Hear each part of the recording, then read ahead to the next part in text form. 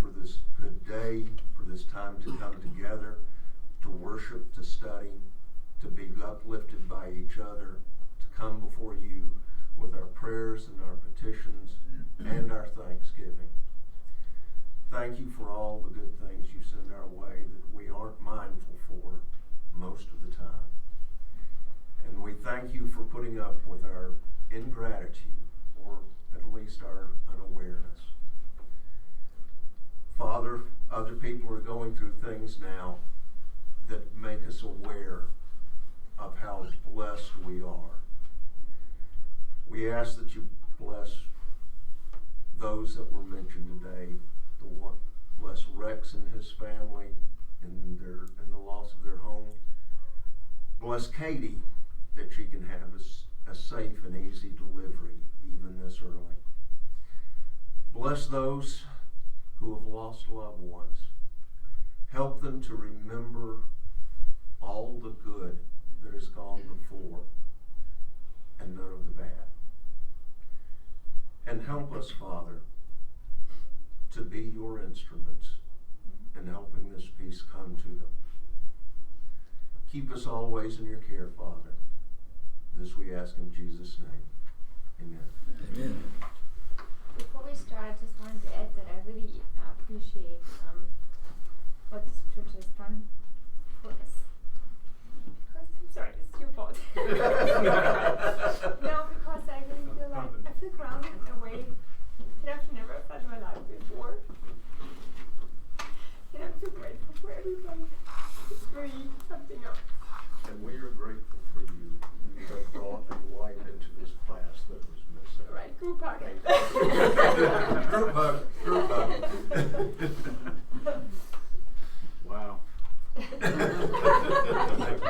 Steve, I don't feel the same. You might as well talk about it.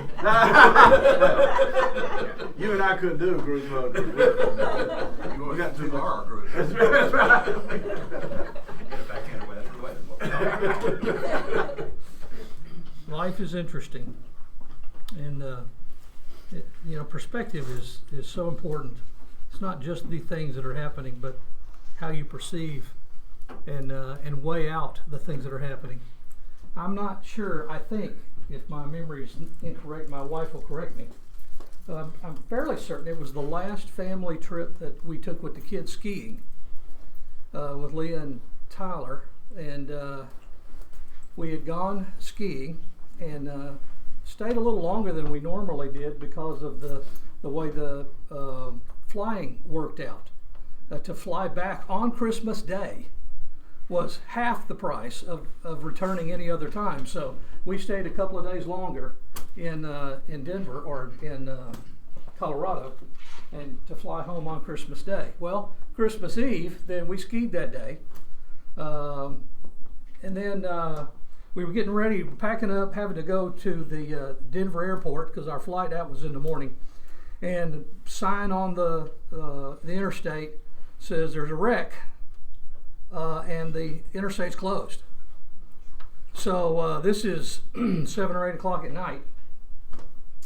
We got to be on a flight at 7 o'clock in the morning in Denver, and there's really only one road that goes that way.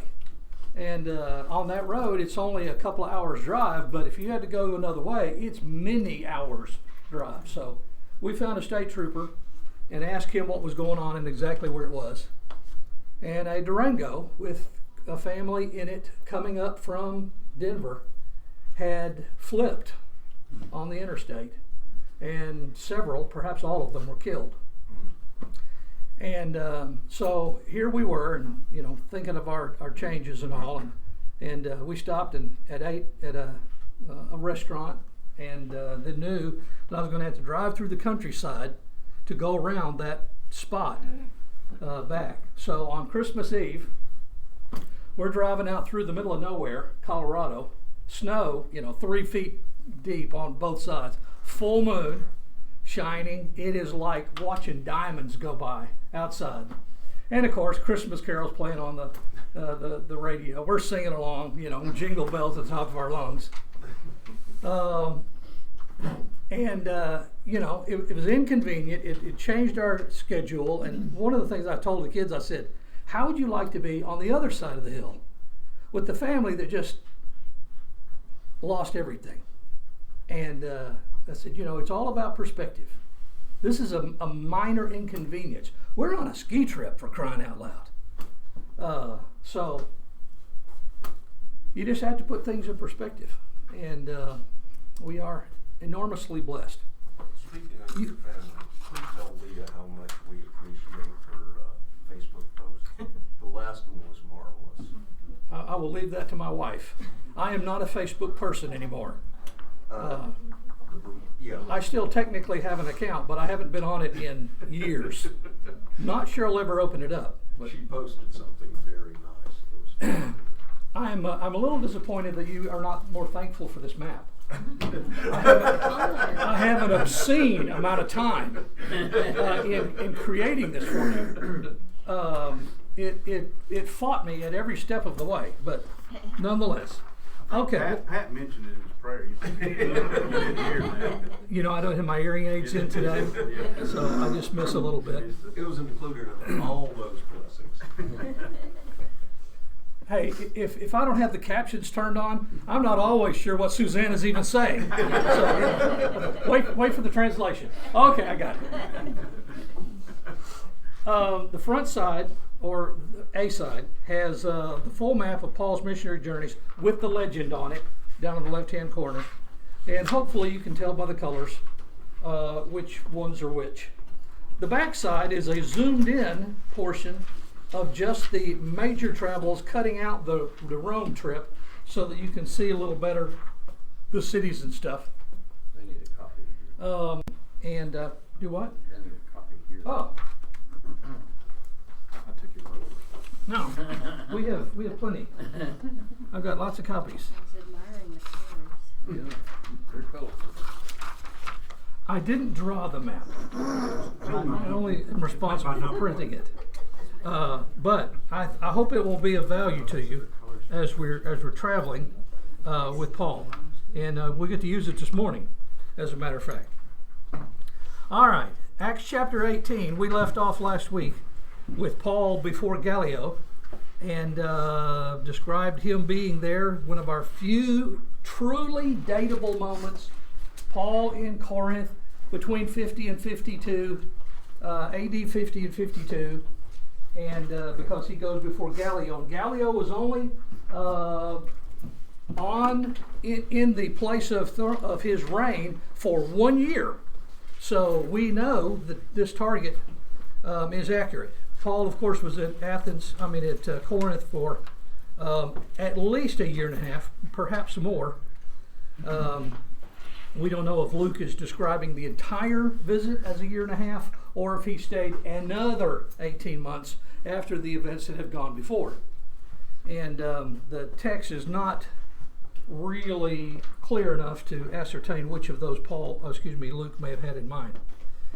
As the Greeks took Sosthenes, the new ruler of the synagogue, after Crispus had been converted, and beat him. Clearly the Greeks and the Jews don't get along entirely, but Gallio is uninterested. Verse 18 in Acts 18 describes Paul staying and then leaving to go on a trip. Verse 18, verse 1, part 1 rather. So Paul still remained a good while. How long is that? Another week, a month, a couple of months? We don't know.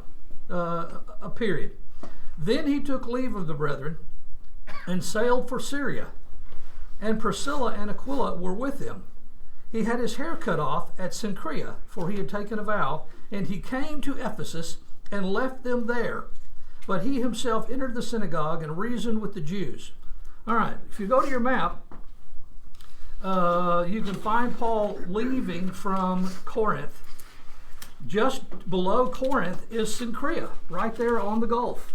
So that's where he was. They traveled then across the short distance of the Aegean Sea over to Ephesus, and there they separate. Now, what did Priscilla and Aquila do in Ephesus? I don't know. Why did they travel with Paul to Ephesus? I don't know that either. But they left from Corinth and went over to Ephesus. Ephesus was another of the very major towns of the day. Corinth was a huge metropolis. Ephesus was probably second in population at this time. So they went from one big city to another big city. Perhaps they are still continuing in their craft of tent making. There may have been people they were visiting. We don't know the circumstances, but we do know that Priscilla and Aquila go with Paul to Ephesus. Now, question. Where in the New Testament does it describe taking a vow and cutting your hair off? Answer? Nowhere. Nowhere. So why did Paul do this? I know I cut my hair when I'm in distress and I need a change.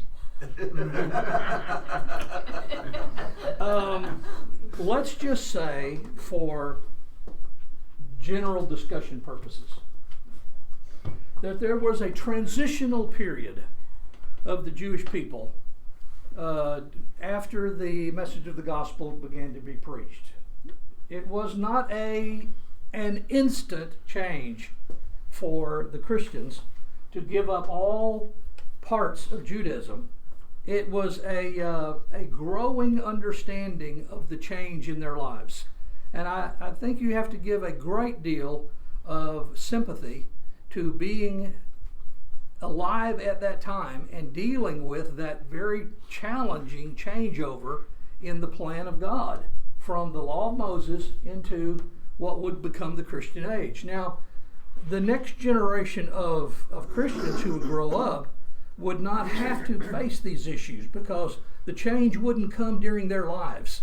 And they had a much easier time. But those who were straddling this change had a very difficult time.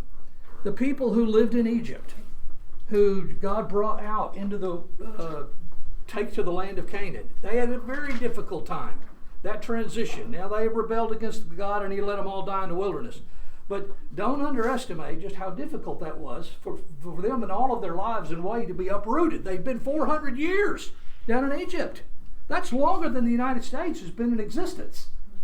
So when you think about that, they had generations and generations and generations of people who had lived down in Egypt. So this was home for them. And suddenly Moses comes through, uproots them all, and off they go. We're going to a new place. Well, that wouldn't have been entirely wonderful for everyone. Well, yeah, but they were prisoners back home. They were forced to do labor. Yes, but that was the norm of their lives. You accommodate to what circumstances you are in. And a very difficult period. Now, Paul, you say, well, yeah, but Paul should have easily understood that you give up the things of the law of Moses. Well, the voluntary vowing was not a intrinsic part of the Old Testament law. It was not a requirement. This was an option. And so those people growing up in this period, there's going to be some of these things that we continue to see. Paul wants to be home to observe this feast. Why? For a religious purpose? Well, maybe yes, maybe no, but clearly there's some history and some context of his connections that are still a part of him. And those things are not ripped out. So he travels to Cenchrea, makes a vow, and now he's on his way to Jerusalem. And there's really nothing else we can say about it because that's all the details we have. Did he cut his hair off or did he shave his head? Is that what you mean? Or is it, Yes, or at least portions of it, yes. I wondered that too. I thought, well, maybe that just meant, a part of his hair. Well, it depends. They did both. They had a lot of hair in his. Well, you don't have to have long hair in order to shave your hair. Well, that's true. I shave my head.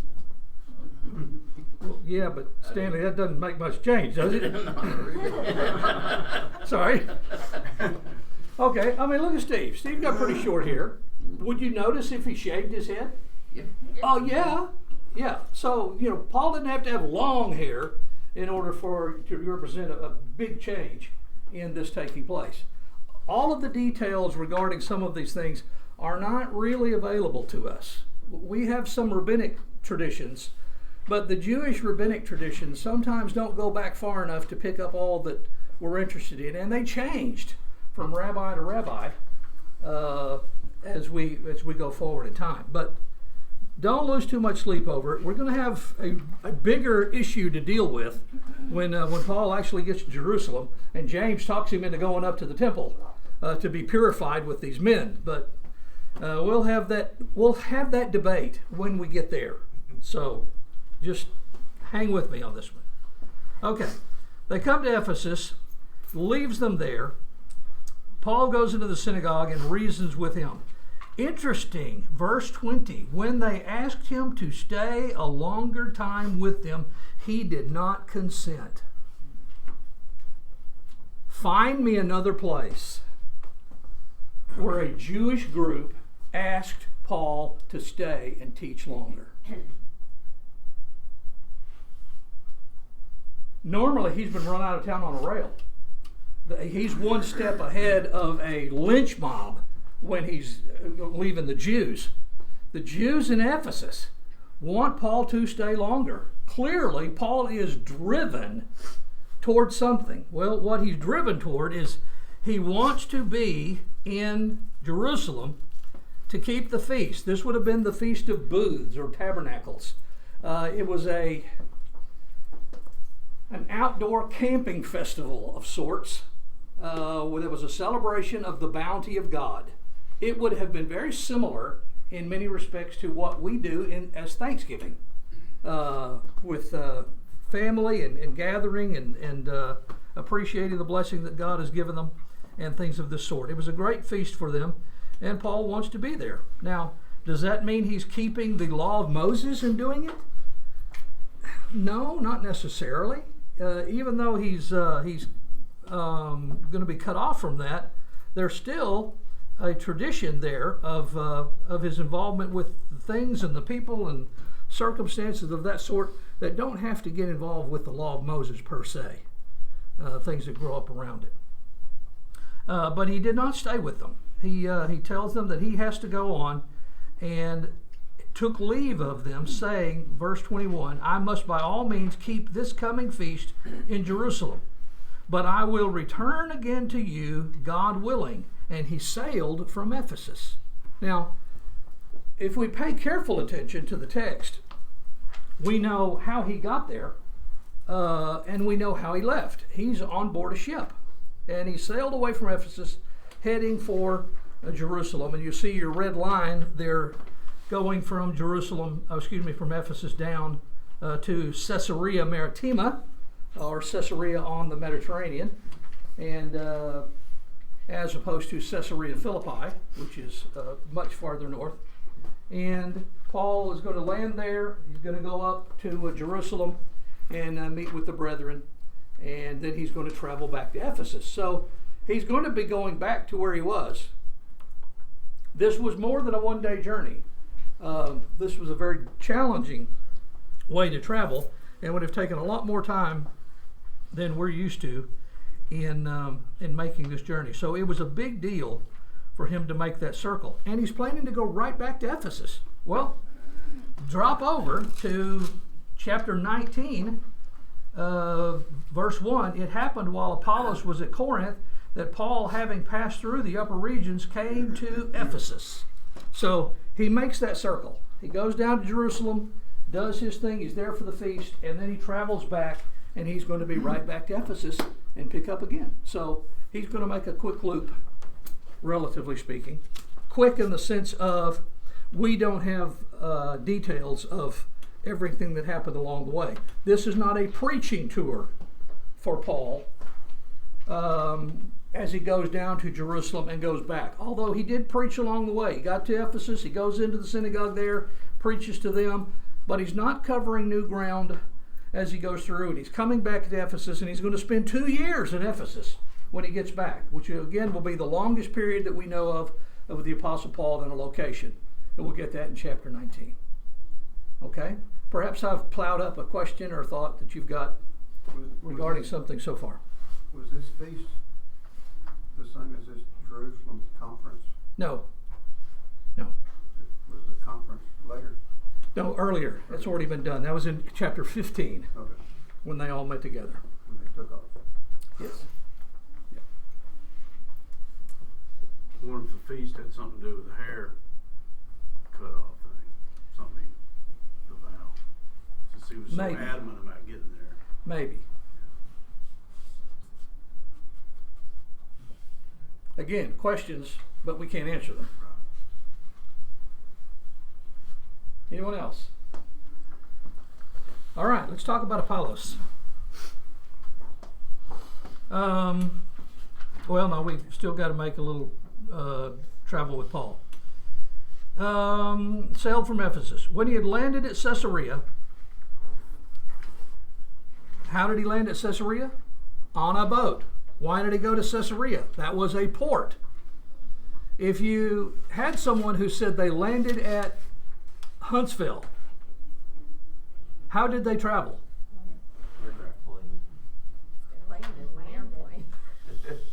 Why couldn't it be a ship? Stopped at Ditto. Yeah, the first thing I thought was Ditto landing. Yeah, it could be a boat, but a ship would fit the Tennessee River. Not a very big boat. Generally speaking, we do not call Huntsville a port city. Could you get to Nashville by boat? Well, technically yes, but you don't really want to make that journey either. But Caesarea was a port city. How about Mobile? If you say it landed in Mobile, well, now you've got some options. That could be either by sea or by air. But being on the coast, there was no air at this point, so Paul made his ship journey over to Caesarea. And if you're going in or out, Caesarea was the port. When Paul gets picked up in a couple of chapters here, and he's going to be taken by the soldiers on his way to Rome, where do they go out? Caesarea. You go down to the port, you catch a ship, and you go out. It was the airport of the day. Airport. See, hear where that name came from? It used to be ports. You went to the port. Well, when we started flying, it became an airport. Up until that time, the port was where you went, where you disembarked from your travels and did all of these things. So by sea was something that was 2,000 years ago, the practice of the people in terms of moving around the country, the world. They traveled by ocean. They traveled by sea. And we pick this up here along the way. All right, so it goes into Caesarea and says, and gone up and greeted the church and went down to Antioch. Okay, so there's a, you look at the map, come into Caesarea, here's Jerusalem, not really, not to scale anyway, goes to Jerusalem and then goes down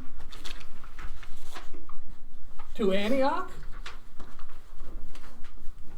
Jerusalem, led to Caesarea, up to Jerusalem, down to Antioch. Elevation. Right. They're not making maps like we are. They didn't have north, south, east, and west like this. Now they had some charts that they used for navigating the oceans, but they didn't have maps like we do.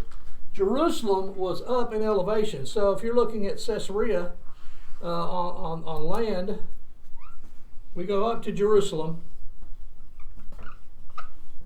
Here's Caesarea on the coast. So yeah, up to Jerusalem, and then going north off of Jerusalem, anywhere is down. So everything going to Jerusalem says you go up to Jerusalem. Doesn't matter what direction they were, you went up to Jerusalem. You went up from Samaria. You went up from Nazareth.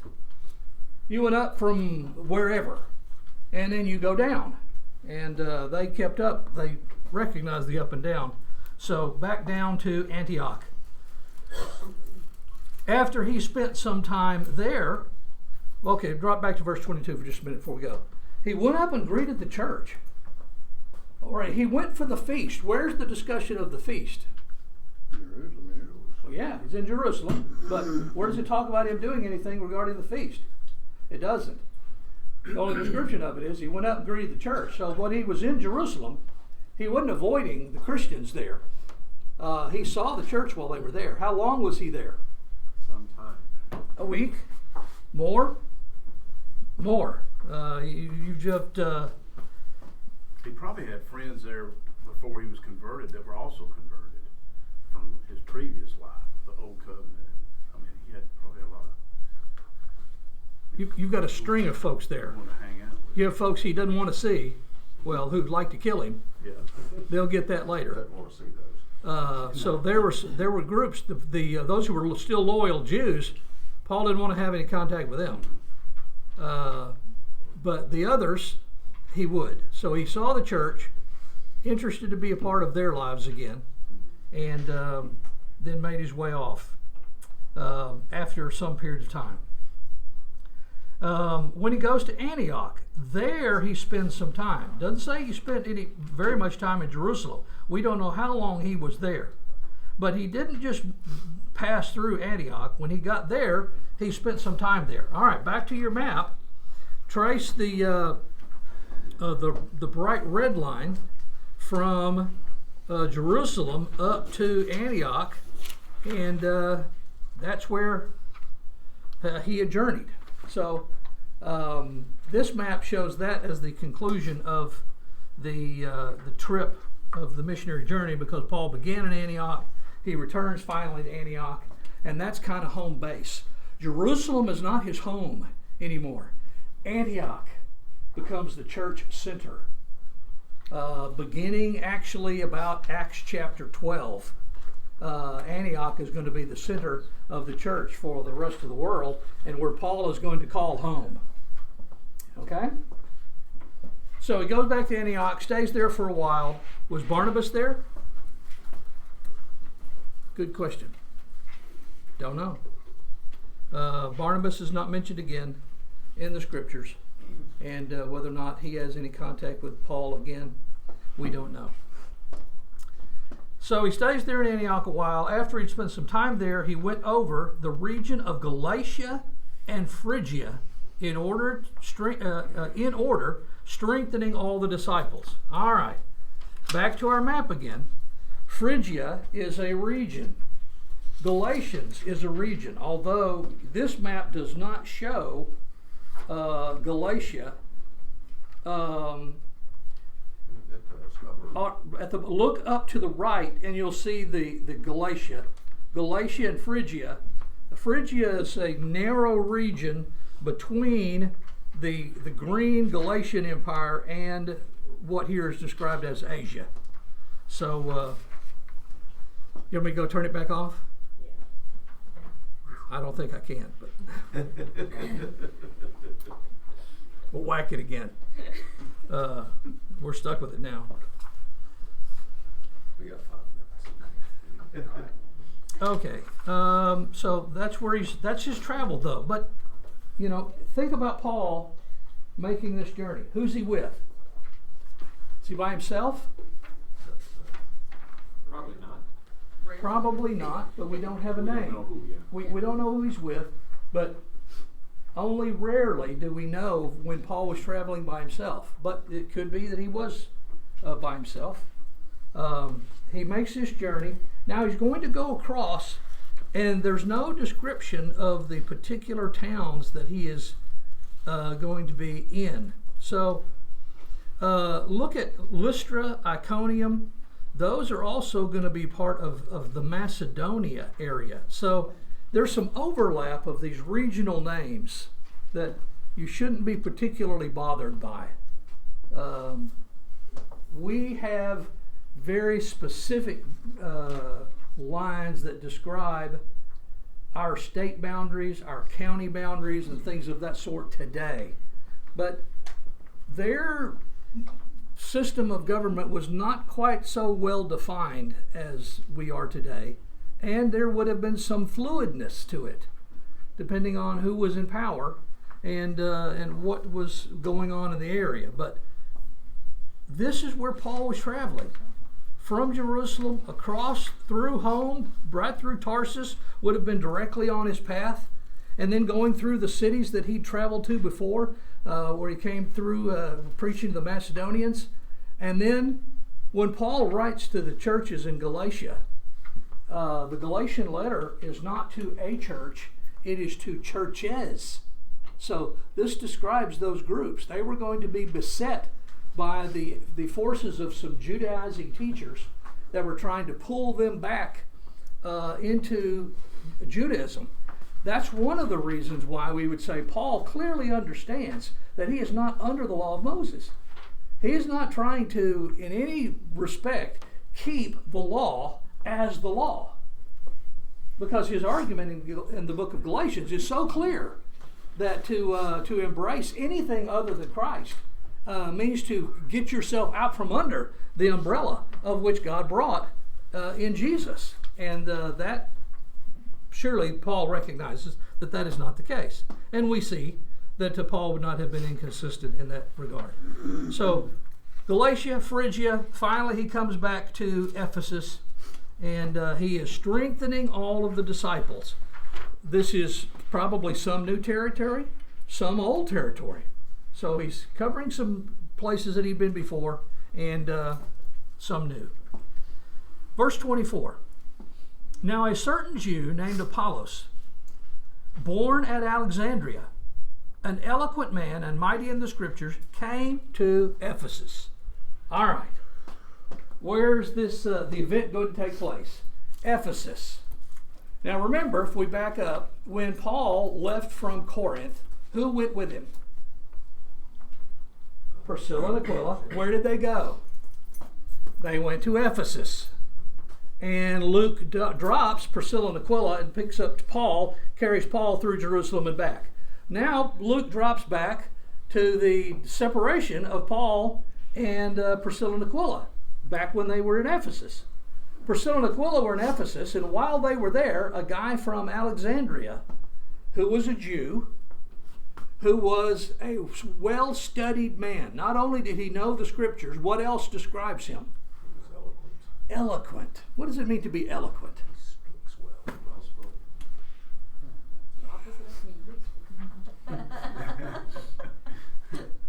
Perhaps you've heard some people speak who are eloquent. I'm not. I think one of the amazing traits of John F. Kennedy was he was an eloquent speaker.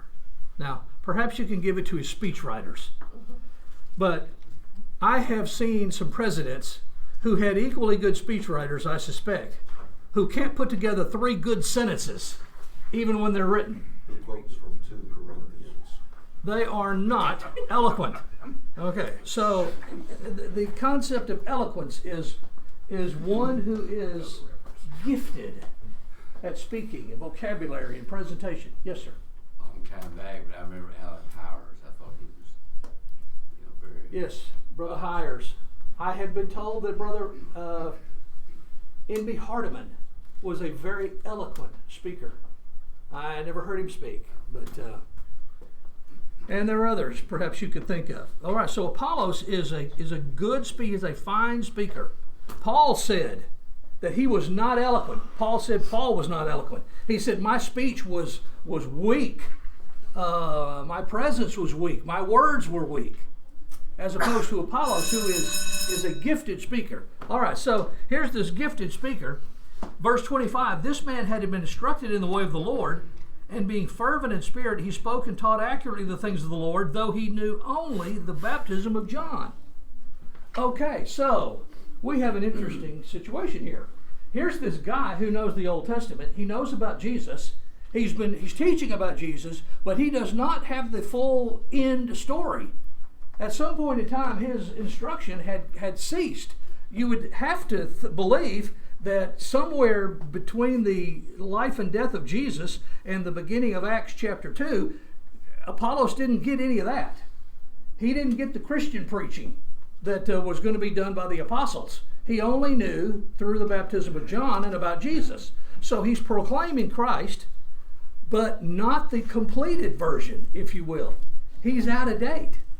And so when Priscilla and Aquila hear him speak, he is speaking boldly in the synagogue. When Priscilla and Aquila heard him, where were Priscilla and Aquila? Ephesus. Ephesus. Where else were they? They're in the synagogue. Why are Priscilla and Aquila in the synagogue?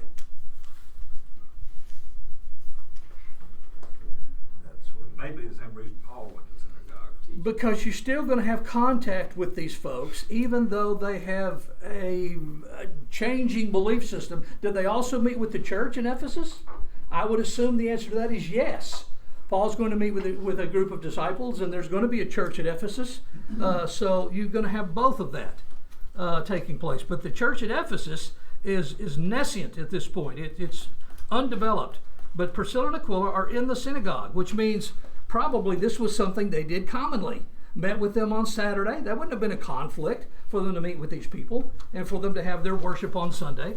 When Aquila and Priscilla heard him, they took him aside and explained to him the way of God more accurately. Was Apollos a helpful teacher? Yes.